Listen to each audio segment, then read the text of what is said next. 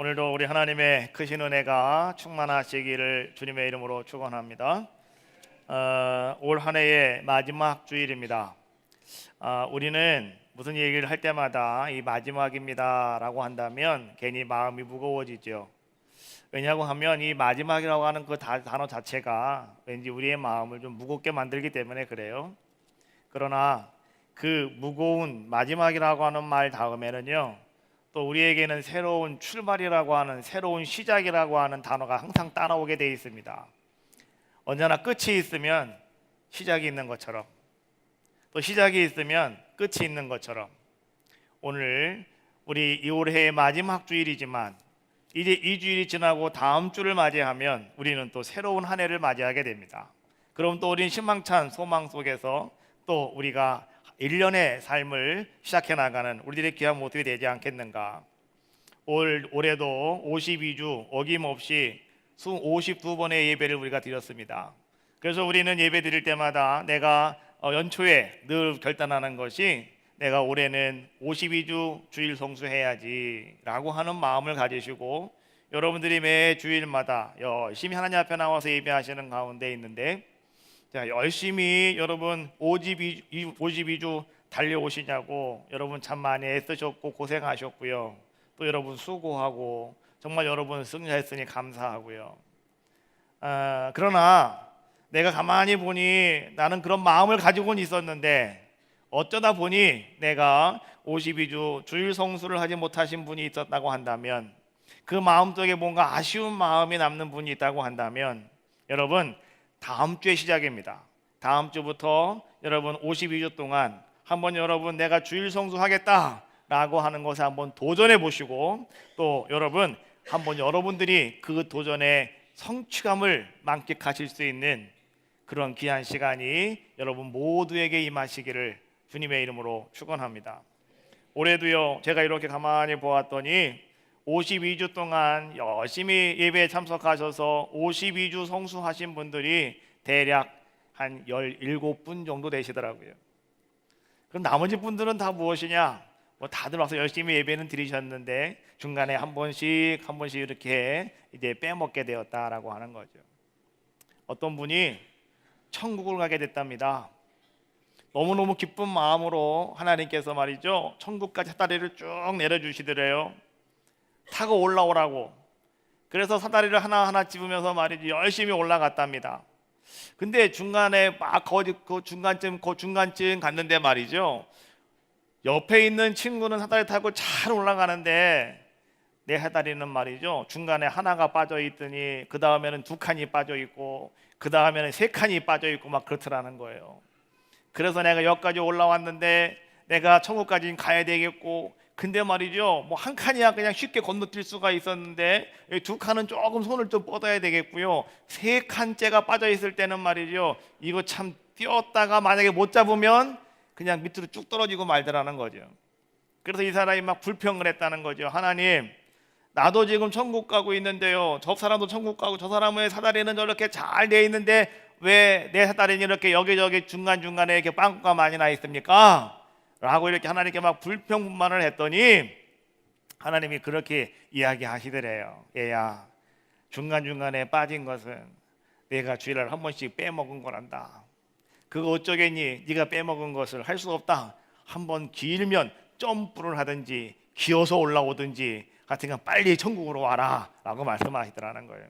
뭐 어떤 사람이 만들어낸 얘기인지 모르겠지만 여러분, 주일 성수는요 그만큼 중요한 의미를 가지고 있다라고 하는 이야기예요.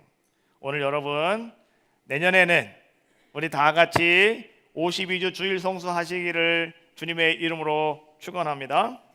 이제 내일이면 이제 한 해가 다 마무리되어지고 이제 우리는 2019년이라고 하는 새로운 한 해를 다시 맞이하게 됩니다. 2019년은요 기해년이라고 해요. 이 기해년에는요 무슨 띠의 해냐? 뭐 우리가 별로 띠 같은 거 뭐 좋아하지는 않지만 뭐 여하튼 간에 황금 돼지의 해랍니다.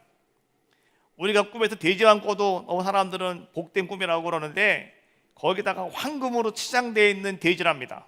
그러니 내년에는 정말 여러분 세상 사람들이 말할 때는 운수 대통이고 여러분 내년에는 무슨 일이든지 간에 하여튼간 잘 되어지는 해다, 이렇게 생각을 하고 사람들은 이렇게 이야기를 하는데요. 그런데 오늘 우리 믿는 사람들은, 오늘 여러분 신앙인들은요, 2019년도가 우리 하나님께서 여러분들에게 행하실 큰 일을 기대하면서 오늘 여러분들은요, 우리 하나님 앞에서 행복한 시작의 첫 발걸음이 되어지시기를 주님의 이름으로 축원합니다. 자, 그러려면 어떻게 하면 될까요? 여러분, 새로운 아름다운 시작은요, 새로운 복된 행복한 시작은요, 마무리가 잘 돼야 되는 겁니다. 매듭이 잘 묶여져야 되는 거예요. 그래야 우리는 또 새로운 시작을 우리는 새롭게 펼쳐갈 수가 있더라라고 하는 거죠. 자, 올 한 해를 우리는 어떻게 잘 마무리할 수가 있을까? 한번 따라해 봅시다. 하나님 아버지께 감사합시다. 다시 한번 하나님 아버지께 감사합시다. 하나님 아버지께 감사함으로 여러분 올 한 해를 여러분 잘 마무리하시고요, 올 한 해의 모든 매듭들을 잘 여러분들이 잘 이어매시는, 그러므로 깔끔하게 여러분 이제는 2019년도를 맞이하는 여러분들의 귀한 모습이 되어야 할 줄로 믿습니다. 그래서 오늘 우리가 찬양으로 한번 주님 앞에 감사를 고백해 보도록 하겠습니다. 하나님 아버지 감사합니다. 무엇이 감사한가? 여러분 찬양 가사를 통해서요, 여러분 맞아, 이것도 감사한 거구나, 여러분들이 찬양하며 고백하시는 귀한 시간 되어주시기를 바라겠습니다. 날 구원하신 주 감사 찬양합시다.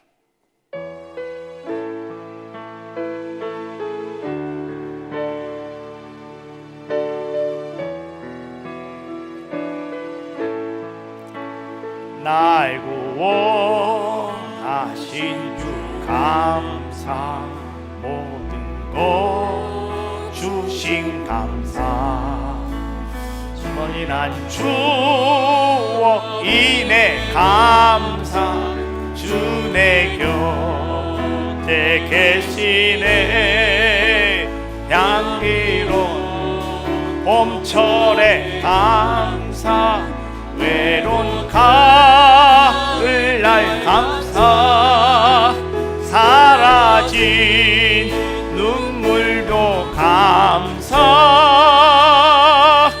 나의 영원 평안에 응답하신 기도 감사, 거절하신 것 감사, 애쳐나온 풍랑 감사, 모든 것 채우시네, 아픔과 기쁨도 감사, 절망 중 위로 감사, 증량 못다른 애 감사, 크신 사랑 감사해, 길가에 장미꽃 감사, 장미꽃 가시 감사, 따스한 가정 희망 주신 것 감사해, 기쁨과 슬픔도 감사, 하늘 평안을 감사, 내일의 희망을 감사,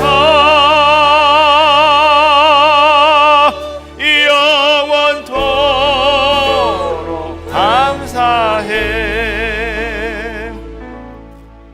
정말 감사하십니까? 장미꽃을 바라보고 꽃 이쁘다, 하나님 감사합니다. 그 장미꽃을 만지다가 가시에 찔려가지고 피가 나와요. 그럼 우리는 어떻게 해요? 이게 뭐야? 라고 짜증을 내지만 그것도 감사할 수 있겠는가라고 하는 거예요. 그런 감사가 우리 가운데 임할 때 우리는 이 한 해를 아름답게 잘 마무리할 수 있는 귀한 자가 되더라라고 하는 거예요. 오늘 바울은요, 골로새 교회 성도들을 향해서 이렇게 말해주고 있습니다. 12절에 있는 말씀인데요, 한 목소리로 같이 봅시다. 시작. 그러므로 너희는 하나님이 택하사 거룩하고 사랑받는 자는 자처럼 긍휼과 자비와 겸손과 온유와 오래 참음을 옷 입고. 자, 여러분 말씀을 봅시다. 오늘 우리는 하나님이 택함 받은 사람들입니다. 오늘 여러분들은 하나님이 생각하시는 거룩한 사람들의 모습입니다. 오늘 여러분들은 하나님 앞에 사랑받는 자들의 모습이라는 거예요. 그럼 오늘 우리는 자, 어떤 삶을 살아가셔야 되느냐? 긍휼과 자비와 겸손과 온유와 오래 참음, 인내, 이것으로 여러분 옷을 입으셔라, 이런 얘기예요. 오늘 우리는요 그런 삶을 살아가셔야 된다, 이런 얘기예요. 근데 여기서 나오는 긍휼과 자비와 겸손과 온유와 오래 참음, 여러분 이것은요 하나님의 성품입니다. 하나님께서 갖고 계신 성품이라는 거예요. 근데 하나님께서요 언제 오늘 우리들에게 보여주시는 성품이냐? 하나님께서 오늘 여러분들 너무너무 사랑하셔서 오늘 여러분들에게 모든 것들을 다 용서해 주시는 그 용서하시는 하나님의 성품이 바로 긍휼과 자비와 겸손과 온유와 오래 참음이다라고 하는 거예요. 오늘 여러분들도요 우리 하나님처럼 오늘 이러한 것으로 여러분 옷 입을 수 있는 자들의 모습이 되셔야 된다라고 하는 거예요. 오늘 우리 하나님은요 정말 우리에게 긍휼하심과 자비하심으로 말미암아서 겸손과 온유하심으로 말미암아서 오늘 우리들에게 말이죠 무엇을 허락해 주셨느냐? 용서를 허락해 주셨어요. 우린 다 죄 때문에 죽을 수밖에 없는 사람들의 모습이었는데 오늘 그 하나님께서 우리에게 긍휼을 베풀어 주셔서요 하나님이 여러분들을 자비롭게 보아주셔서요 하나님이 오늘 여러분들에게 온유함을 허락하여 주셔서 하나님이 끝까지 오래 인내하고 참아주셔서 오늘 우리는 어떤 자들의 모습이 되었느냐? 하나님 앞에 용서받을 수 있는 자들의 모습이 되었더라라고 하는 거예요. 그렇다면 오늘 우리는 어떤 모습을 가지고 살아가야 되느냐? 여러분들도요 여러분과 함께하는 다른 사람들, 다른 모든 사람들을 여러분들도요 용서하며 살아가는 자들의 모습이 되어져야 한다라고 하는 거예요. 사람들은 용서라고 하는 것을 상당히 싫어합니다. 그리고 이 용서라고 하는 것에 대해서 사람들은 조건을 붙이고 자기 스스로 이 정도 용서했으면 됐어 라고 생각하는 것이 오늘 우리 같은 모든 사람들이 가지고 있는 생각이다라고 하는 거예요. 한 번은 베드로와 제자들이요 예수님과 함께 이야기를 나누게 되었는데 그때 베드로가 예수님께 이렇게 물었습니다. 예수님, 지금 나에게 뭔가 죄를 범한 나의 형제가 있다고 한다면 그 형제를 내가 몇 번만 용서해 주면 될까요? 우리 랍비들은 2번만 용서하라고 얘기해 주고 있고요 우리 유대인들은 그래도 한 3번 정도까지는 용서해 주자 라고 이렇게 우리가 관념적으로 알고 있는데, 그런데요 7이라고 하는 숫자가 가장 완벽한 숫자라고 말씀하고 계시니 그러면 내가 7번까지 용서해 주면 되는 거 아니겠습니까? 라고요 오늘 베드로가 예수님께 물었습니다.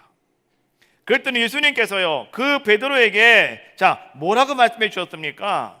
마태복음 18장 22절 말씀해 보니까 예수님은 이렇게 말씀하셨죠. 한번 같이 봅시다. 시작. 예수께서 이르시되 네게 이르노니 7번뿐 아니라 7번을 70번까지라도 할지니라. 7번이 아니라 7번을 몇 번? 70번까지 하래요. 자, 그러면 여기 이런 얘기를 들으면은요 항상 이런 분이 계셔요. 머리가 비상하셔가지고 빌립처럼 말이죠 순간적으로 자자작 나오시는 분들이 계셔요. 몇 번? 예, 이렇게 지금 말씀하시는 분들은요 조금 기도를 더 해보셔야 됩니다. 여러분, 빌립은 상당히 머리가 좋은 사람이었잖아요. 예수님께서 오병의 기적을 이루실 때 이 사람들을 다 어떻게 먹일까? 빌립은 한 번에 쫙 나왔어요. 이 사람들 먹이려면 200데나리온도 부족할 것 같습니다. 여러분 따라합시다. 신앙생활은 믿음생활은 계산하는 게 아니다. 신앙생활, 믿음 생활은 계산하는 게 아니에요. 은혜로 하는 겁니다. 할렐루야. 은혜로 하는 거예요. 하나님이 오늘 나에게 은혜를 주신 대로 내가 감당하고 내가 순종하면 되는, 그게 신앙생활이에요. 어떤 분들은 계산하다가 죽는 분이 계셔요. 여러분 머리가 왜 허옇게 쉬는지 아시죠? 계산 너무 많이 하시면 머리 허옇게 쉬는 거예요. 신경 많이 쓰시면 머리가 쉰다 그러잖아요. 그렇잖아요. 은혜 생활은 은혜롭게 기쁘고 감사하게 하시는 겁니다. 그것이 바로 가장 행복하고 복된 모습이죠. 490번 용서하여라, 그게 아니에요. 예수님 하시는 말씀은요, 자, 끝까지 용서해라 이런 얘기예요. 끝까지 용서하라는 거예요. 예수님께서는 베드로에게 이 말씀 하시면서 말이죠, 이제 그 뒤에 말씀에 보니까 예수님은 비유로서 이런 이야기를 해주고 계셔요. 한 임금이 있었다. 그래서 그 임금이 종들을 다 불러들였다. 그리고 그 종들과 함께 야, 이제 우리 계산하자라고 이야기했다는 거예요. 그런데 한 종이 있었는데, 근데 그 종은요, 임금에게 1만 달란트를 빚진 자의 모습이었다라고 성경은 말씀해 주고 있어요. 오늘 이 종은요, 그 1만 달란트를 왕에게 빚을 진 사람인데요, 그 1만 달란트를 갚을 능력이 없는 사람이에요. 임금이 오늘 그 사람에게 이렇게 얘기합니다. 내가 마지막으로 내가 너에게 경고한다. 네 몸을 팔더라도, 네 아내를 팔더라도, 네 자식들을 다 팔더라도, 네 가지고 있는 거 모든 거 다 팔아서 그 돈 갚아라. 임금이요, 그 종에게 얘기하는 거예요. 그랬더니 이 사람이 말이죠, 땅바닥에 바짝 엎드려 가지고요, 왕에게 이렇게 이야기를 합니다. 왕이시여, 임금님, 종을 좀 불쌍히 여겨 주시고요, 한 번만 더 나에게 기회를 주십시오. 내가 반드시 갚겠습니다. 기다려 주십시오. 하고 이 사람이요, 엎드려 가지고 임금님에게 막 그냥 그렇게 이야기를 하는 거예요. 그때 임금이 그 사람을 가만히 바라보고 있다가 말이죠, 가만히 봤더니 이 사람이 그 1만 달란트를 갚을 수 있는 능력이 도저히 안 돼요. 그래서 임금이 어떻게 했다는 거예요? 내가 그 1만 달란트를 그냥 탕감해 줄게. 됐어. 이제 갚을 필요가 없어. 라고 임금은 오늘 그 종에게 이야기하였다라고 하는 거예요. 여기서 우리는요, 이 1만 달란트라고 하는 것이 어느 정도의 가치가 있는 것인가를 우리는 한번 잠깐 짚고 넘어가셔야 돼요. 우리는 성경에 나오니까 1만 달란트, 그거 뭐 아무것도 아닌데 뭐 생각하시는 분이 혹 있을 것 같아서 제가 1만 달란트가 어느 정도 가치가 있는가를 여러분께 알려드릴게요. 1만 달란트는 순금 34kg 정도의 그 가치가 있는, 그것이 1만 달란트라고 합니다. 오늘날 여러분들이요, 자, 제가 지난번에 한번 얘기했잖아요. 돈이라고 하는 거는 여러분들이 지갑에 지폐가 있잖아요. 예? 자, 지폐는 다 종이로 되어 있잖아요. 왜요? 이건 여러분 갖고 다니기 편하라고 다 종이로 돈을 만들어 놨어요. 어떤 거는 여러분 5만 원짜리도 있고, 어떤 거는 1,000원짜리도 있고, 어떤 거는 10,000원짜리도 있고요. 또 어떤 거는요 10만 원짜리 수표도 있고, 100만 원짜리 수표도 있고, 1,000만 원짜리 수표도 있어요. 근데 여러분 알고 계셔요? 오늘 여러분의 지갑에 돈이 있는 만큼 그 돈의 값어치의 금이 어디에 들어가 있다고요? 한국은행에 들어가 있는 거예요. 한국은행 지하금고에 여러분이 가지고 있는 종이돈만큼 거기에 금이 보유가 돼 있는 거예요. 그래서 여러분이 가지고 있는 그 1,000원짜리가 1,000원의 가치가 있는 것이고, 10,000원짜리가 10,000원의 가치가 있는 것이고, 5만 원짜리가 5만 원의 가치가 있는 거예요. 만약에 저 우리 한국은행 지하 창고에 말이죠, 금이 없다, 여러분 이거 아무것도 아니에요. 여러분, 우리가 교회에서 뭐 교회가 아니죠, 나라에서 말이죠, 무슨 갑자기 부도가 나고 막 이럴 때 종이가, 돈이 다 종이 되는 게 그런 거예요. 금이 없는 거예요. 금이. 그러면 다 종이 조각이 필요한, 종이 조각이 될 수밖에 없더라, 이런 얘기죠.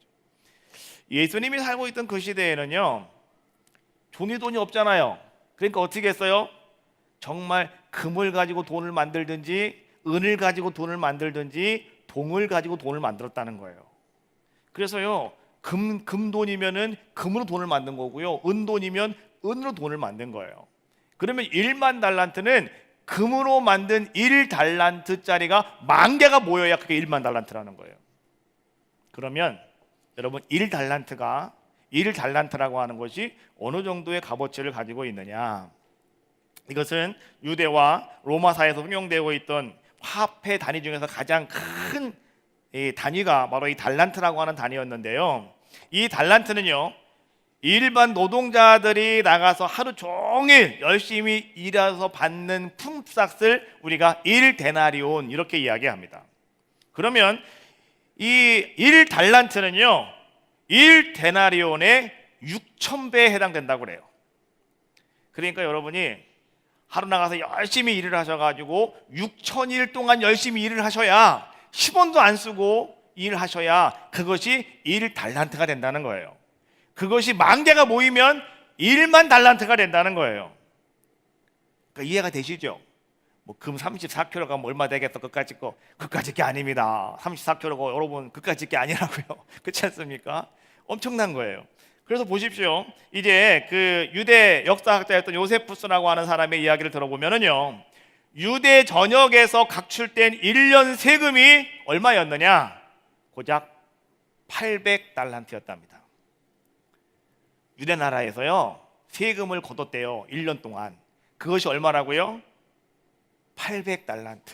10,000달란트도 안 됐다라고 하는 거예요. 그러니 여러분이 1만 달란트라고 하는 것이 얼마나 큰 액수인가 라고 하는 것, 우리는 그냥 알 수가 있는 것이죠.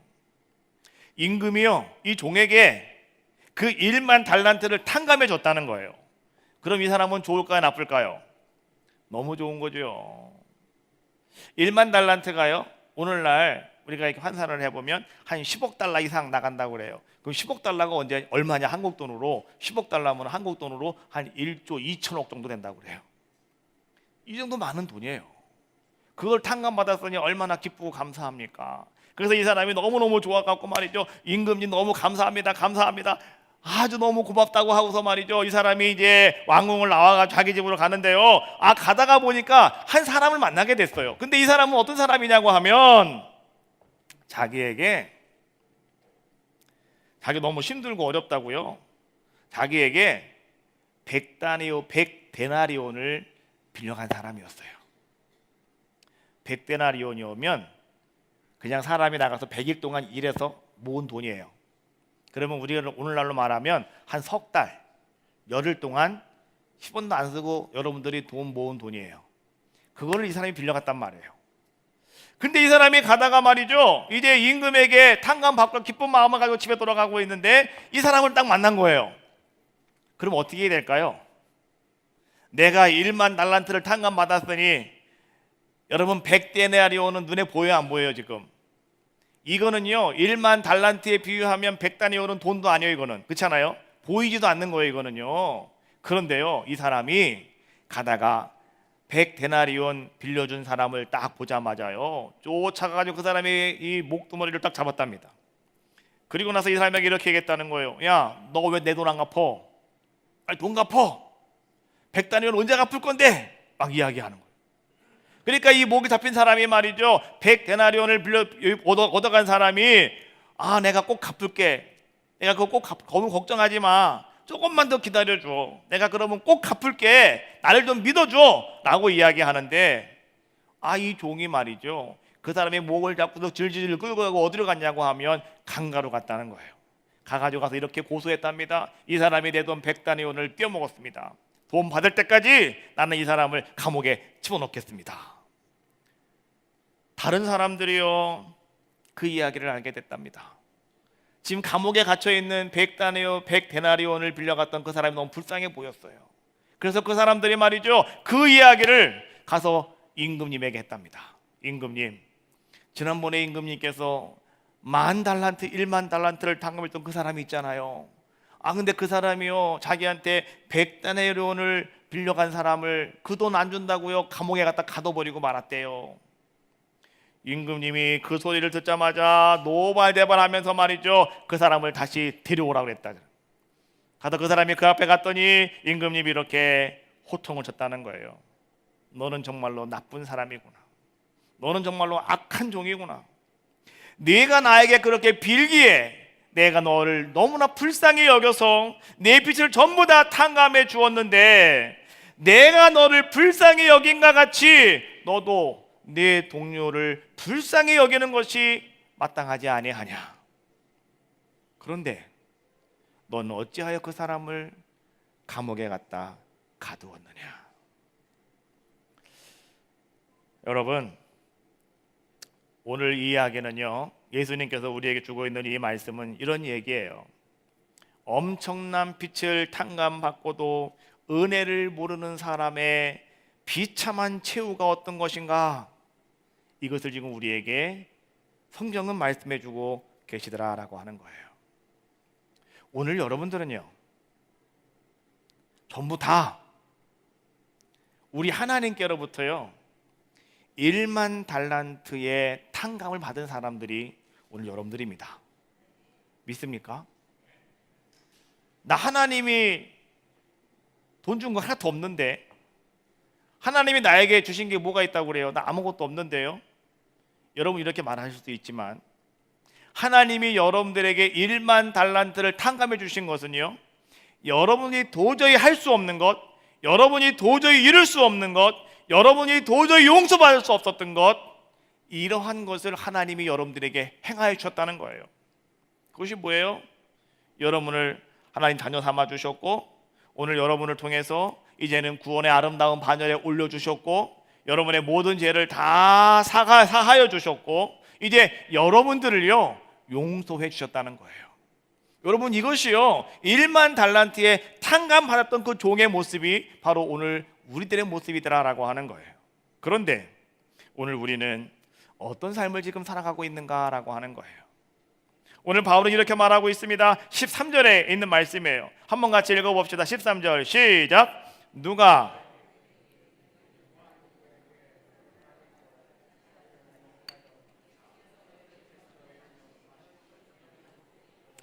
주께서 너희를 용서하신 것 같이 너희도 그리하고. 자, 여러분, 오늘 여러분들에게 말이죠, 어떤 불만이 있거나 오늘 정말 여러분들이 뭔가 용서하지 못할 일들이 여러분들 가운데 있다 할지라도 오늘 우리는 어떤 삶을 살아가야 되느냐, 여러분 그 모든 불만들 다 용납하시라는 거예요. 그리고 오늘 여러분들이 가지고 있는 그 모든 것들 다 여러분들도 용서하시는 자들의 모습이 되셔라라고 하는 거예요. 누구처럼? 하나님처럼, 우리 주님처럼 오늘 여러분들도요 그렇게 용서하며 살아갈 수 있는 귀한 자들의 모습이 되어져야 한다라고 하는 거예요. 하나님은 어떤 분이시냐? 예수님은 이렇게 말씀해 주고 있어요. 누가복음 6장 36절 말씀해 보니까 너희 아버지의 자비하신 같이 너희도 자비로운 자가 되어라. 할렐루야. 우리 하나님은 자비로우신 분이거든요. 우리 아버지는 자비로우신 분이에요. 그 하나님처럼, 그 아버지처럼 오늘 여러분들도 자비로운 자가 되시라는 거예요. 근데 우리는 그렇게 하지 않는다는 거죠. 우리는 말이죠 뭔가 용서하지 못하고요, 우리는 말이죠 거기에 대한 분노를 가지고요, 우리는 그것을 용서하기 위해서 뭔가 조건을 갖다 대기도 하고요, 우리는 그런 모습을 가지고 살아가는 것이 오늘 우리들의 모습이더라라고 하는 거예요. 여러분, 용서라고 하는 것이 뭘까요? 용서라고 하는 것은 용납하는 겁니다. 용납한다고 하는 것은 뭐예요? 용납은요, 여러분 있는 그 모습 그대로 내가 그냥 인정하고 받아주는 게 이게 용납입니다. 그렇잖아요. 우리는 그래 내가 너 용서할게, 이제부터 너는 이렇게 해야 돼, 이게 아니라요. 용서라고 하는 것은, 용납이라고 하는 것은 오늘 그 사람의 모습을 그대로 인정해 주는 거예요. 그리고 그대로 그것을 받아주는 거예요.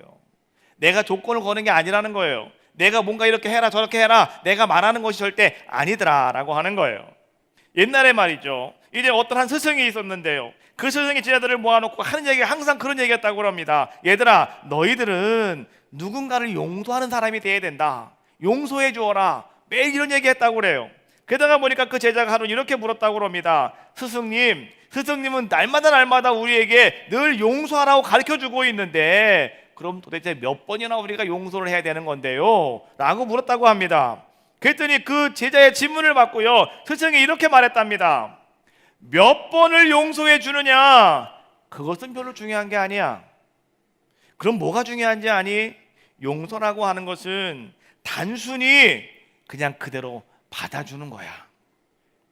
너는 다른 사람의 그 모습을 너희가 너의 잣대로 뭔가 판단하려고 하지 말고 그 사람의 그 모습 그대로 너희는 그냥 받아줘. 그리고 그것을 내가 용납해 줘. 그것이 바로 용서란다 라고 오늘 스승은 그 제자에게 알려주었더라라고 하는 거예요. 여러분, 이게 상당히 중요한 교훈입니다.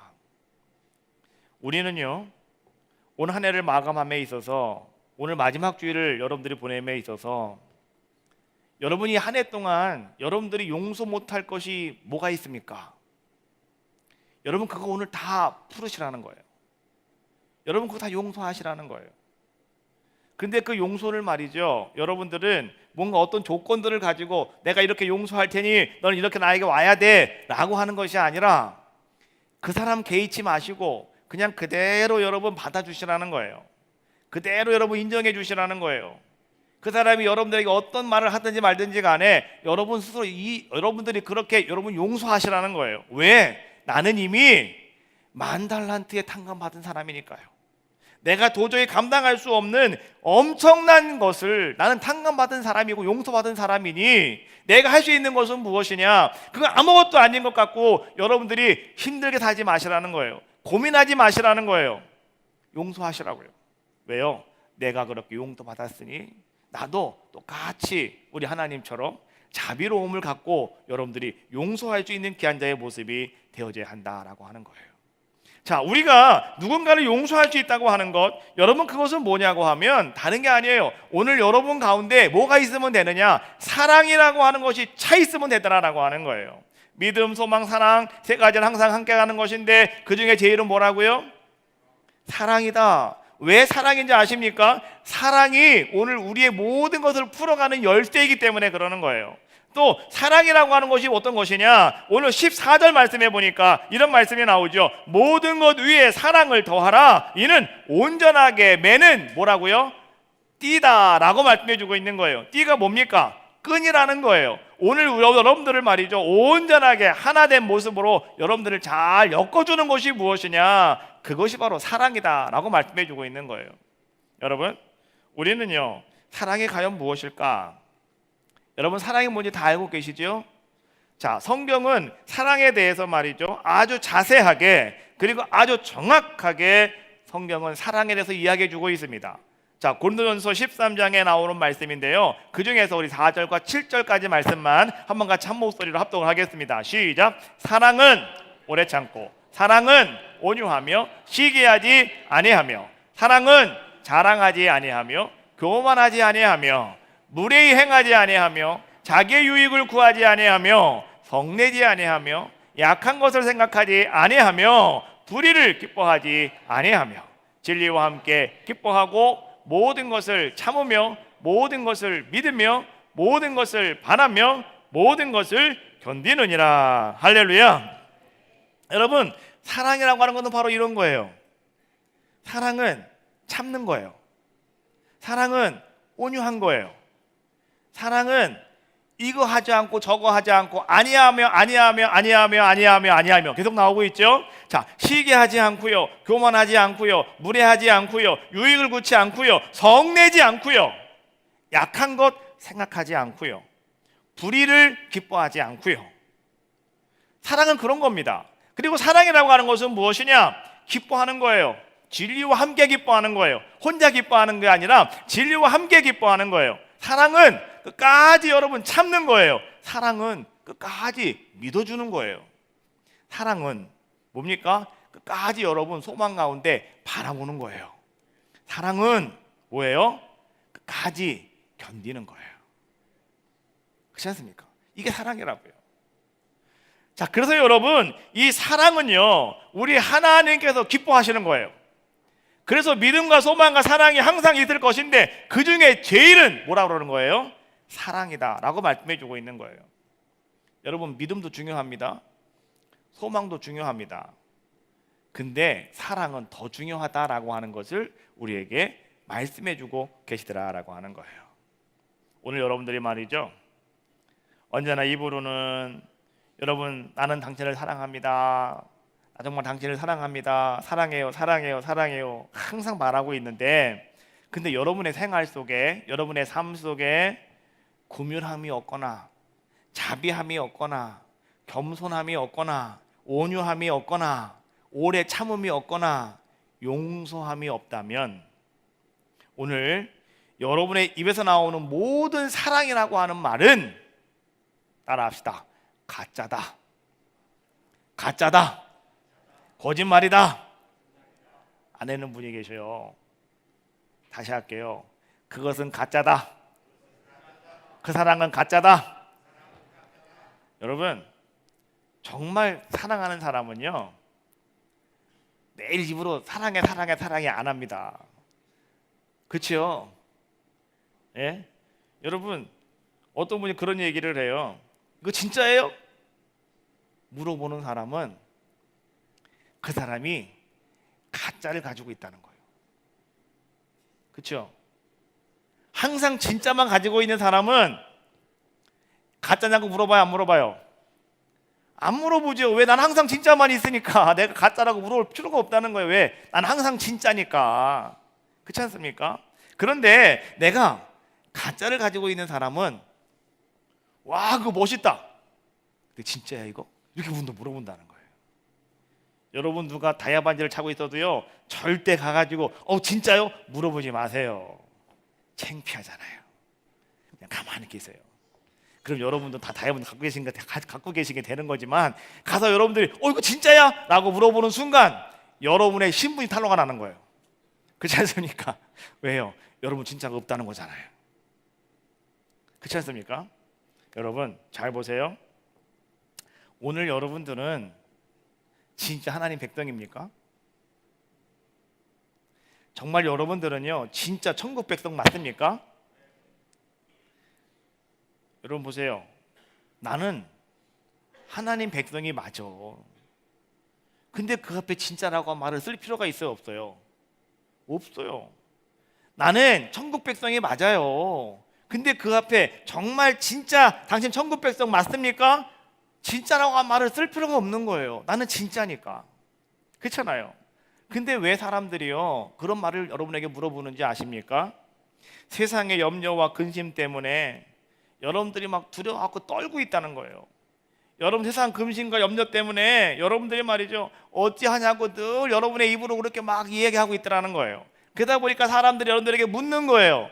당신 정말 교회 다녀? 당신 정말 하나님 믿어? 당신 정말 천국 갈 수 있어? 라고 물어보는 거예요. 여러분 오늘 여러분들은요 천국 백성인 줄로 믿습니다. 하나님 자녀인 줄로 믿습니다. 오늘 여러분들은 다 진짜예요. 가짜가 아니라고요. 여러분들은요 그냥 죽으면 천국 가는 겁니다. 할렐루야. 여러분들은요 그냥 아멘 하시면 하나님이 다 하시는 겁니다. 왜? 하나님 내 아버지시니까. 믿습니까? 근데 말이죠 오늘 여러분들이 어찌하여서 세상의 염려와 근심과 또 여러 세상의 그 모든 것들 때문에 여러분 두려워 떨고 계시냐는 거예요. 왜 여러분 그것들 때문에 여러분 어리석은 자의 삶을 살아가고 계시는가라고 하는 거예요. 시계는요 시계만 잘 맞으면 좋은 시계예요. 반지와 목걸이는요 거기에 어떤 의미가 담겨있냐에 따라서 그것이 아주 귀한 반지가 되고 귀한 목걸이가 될 수가 있는 거예요. 가방도요 그 가방에 어떤 것이 들어가 있냐에 따라서 그 가방이 중요한 가방이 되는 겁니다. 아무리 좋은 가방이라 할지라도요 여러분 명품 가방이라 할지라도 그 가방에 오물이 들어있으면 그 가방은 똥가방이라니까요. 안 그렇습니까? 예? 500만 원짜리 가방에 아이 똥기저귀가 들어있으면 그건 똥가방이에요. 안 그래요? 그러나 아무리 싼 가방이라 할지라도요 거기에 아주 귀한 보석이 담겨 있다면 그 가방은 보석함이 되는 겁니다. 믿습니까? 여러분 바로 그런 거예요. 오늘 어떤 사람들이 여러분들에게 뭐라 말한다 할지라도요 오늘 여러분들은 분명한 것은 뭐냐? 하나님 자녀들이에요. 오늘 여러분들은요 천국 백성들이에요. 오늘 그렇다고 한다면 바울은 이렇게 말해주고 있습니다. 그리스도의 평강이 너희 마음을 주장하게 하여라. 내가 정말로 하나님 백성이라면, 내가 하나님 자녀들이라면, 내가 천국 백성이라면 오늘 여러분들의 마음을 뭐가 평강하게, 뭐가요? 하나님의 그리스도의 평강이 너희의 마음을 주장하게 만들어라 라고 말씀해 주고 있는 거예요. 그러면서 우리는 어떤 삶이 되라고요? 감사하는 자의 모습이 되셔라 라고 하는 거예요. 여러분, 오르가니스트이면서 작곡가인 요한 세바스타인 바흐라고 하는 사람이 있습니다. 어제도 하이든 음악을 많이 듣고 왔어요. 제가 하이든 맞죠? 어제 하이든 음악을 많이 듣고 왔어요. 아주 그냥 머리가 다 시원해지더라고요. 근데 이 바흐는 음악의 아버지다 뭐 이런 얘기 하잖아요. 근데 이 사람은요 작곡을 상당히 많이 한 그런 사람의 모습이었는데, 근데 이 바흐는요 항상 이 자기가 작곡을 하고 나면 그 뒤에 라틴어로 이렇게 쓴대요. 한번 자막 한번 띄워봐요. 자, INTNJC 이렇게 쓴답니다. 이게 라틴어로 자기가 이렇게 설명을 한다는 거예요. 자, 이게 어떤 말의 약자냐고 하면 라틴어입니다. 다시 한번 라틴어 띄워봐요. 자, 한번 여러분 읽어봐요. 시작. 인 노미네 도미니 노스트리. 그다음에 이게 뭐예요? 못 읽는 거예요. 집사님 이거 제수예요. 자스. 그다음에 크리스티 이렇게 하는데, 자 이게 라틴어거든요. 라틴어를 잘하시는 분이 또 들으면은 아이 목사님 형편없을 것 같다고 제가 일부러 이렇게 읽은 거예요. 자 이렇게 읽는 거예요. 근데 그 앞자리를 다 따가지고요 이렇게 오늘 바흐가 거기다가 INTNJC라고 적었다는 거예요.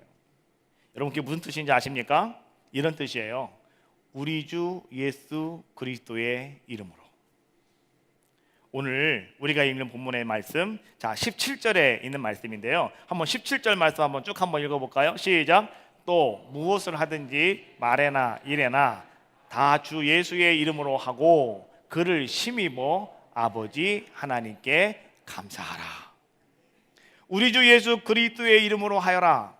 오늘 바하는 말이죠. 오늘 이 말씀을 기억하면서 무슨 일을 하든지 무엇을 하든지 말에나 일에나 다 예수의 이름으로 하라. 이 말씀에 순종하면서요 오늘 그 라틴어를 그렇게 쓰는 가운데에서 그는 자기의 서명을 바로 그렇게 INTNJC라고 하는 자기 서명을 그렇게 거기다가 딱 항상 갖다 쓰는 그런 자의 모습이었더라라고 하는 거예요.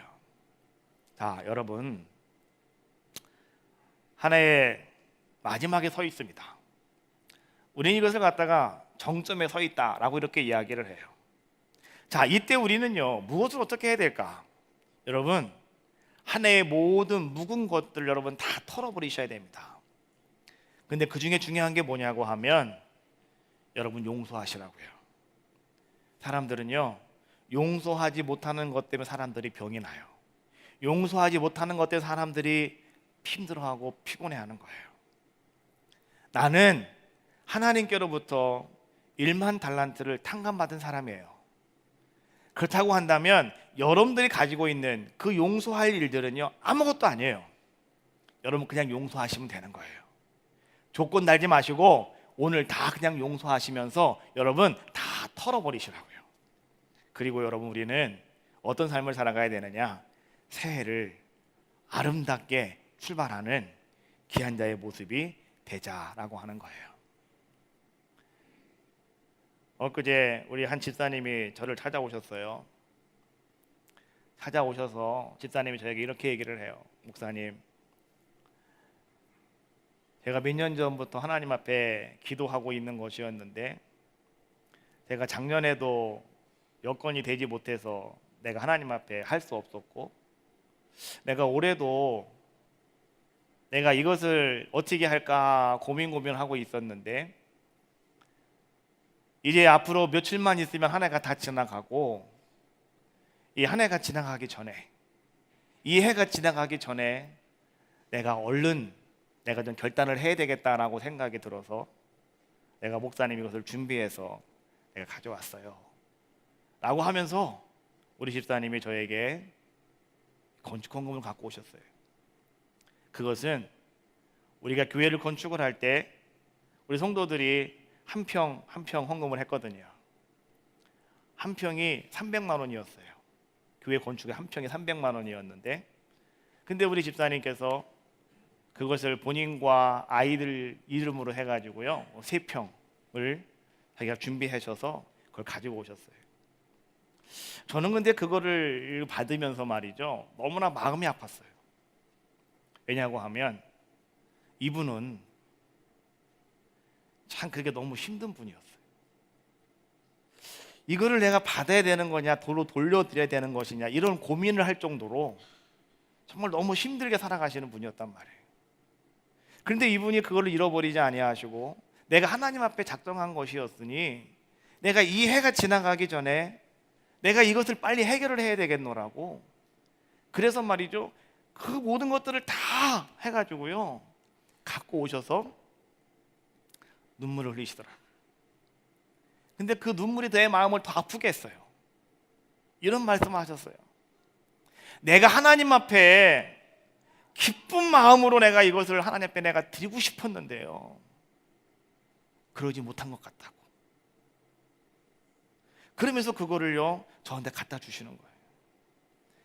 여러분 그 말의 의미가 무슨 말씀인지 아십니까? 내가 기쁜 마음으로 하나님께 드리려고 내가 준비했는데 내가 그렇지 못하다는 거예요. 지금 그게 무슨 말이에요? 정말 내가 하나님 앞에 정말 기쁨과 감사함으로 내가 이것을 내가 하나님께 드려야 되는데 지금 내 상황과 내 형편을 가만히 바라보니 그렇게 기쁘지는 않더라는 거예요. 그런데 내가 이 해가 지나가기 전에 내가 그래도 이거라도 내가 하나님 앞에 내가 해야 될 것 같아서 내가 준비했노라고 갖고 오셔서 오늘 하나님께 드리는 그 모습, 저는 그것을 가만히 받으면서 제가 그것을 붙잡고 함께 기도했어요. 하나님 우리 집사님의 상황을 다 아시고 형편을 다 아시고 또 정말로 1년 동안 최선을 다해서 말이죠 열심히 모으신 돈이잖아요. 10원도 안 쓰고 모으신 돈이라고. 그 돈이 우리가 볼 때는 아무것도 아닌 것 같지만 그분에게는 그런 돈이에요. 근데 그것을 하나님 앞에 이해가 가기 전에 내가 하나님 앞에 이것을 내가 해결하겠노라고 드리는 그러한 모습을 가만히 바라보면서 정말 하나님 앞에 이 마음이 애이는 마음을 가지고 제가 기도를 했어요. 그 집사님도 함께 같이 우시더라고요. 여러분 이 해가 가기 전에 한 집사님은 그런 모습으로 모든 것을 다 풀어버리시는 모습을 제가 봤어요. 하나님 앞에서나 사람들 앞에서나 여러분들 가정에서 여러분 자녀들에게 여러분 아직도 여러분들 해결하지 못한 것이 있다고 한다면 아직은 내 마음에 기쁨이 없다 할지라도요 여러분 풀어버리십시오. 왜요? 그래야 하나님이 여러분의 인생을 맺어주신다는 거예요. 그리고 이제 다시 새로운 삶을 여러분들에게 허락하여 주신다는 거예요. 오늘 여러분들에게 그런 아름다운 은혜가 임하시기를 주님의 이름으로 축원합니다. 나의 부족한 모든 것을 아시는 하나님께서는요 오늘 우리들에게 구원이라고 하는 놀라운 은혜를 이미 허락하여 주셨단 말이에요. 그러니 우리가 뭘 못하겠습니까? 여러분 누가 여러분들을 욕했다고요? 누가 여러분들을 마음 아프게 했다고요? 누가 여러분들을 뒤에서 막 찔렀다고요? 그거 아무것도 아니에요. 용서하시라고요. 그리고 여러분 그냥 그대로 받아주세요. 그리고 이제부터는 여러분 우리 하나님 안에서 우리 예수 그리스도 안에서 오늘 여러분들은요 이렇게 감사하시는 거예요. 하나님 아버지 감사합니다. 할렐루야. 하나님 아버지 감사합니다.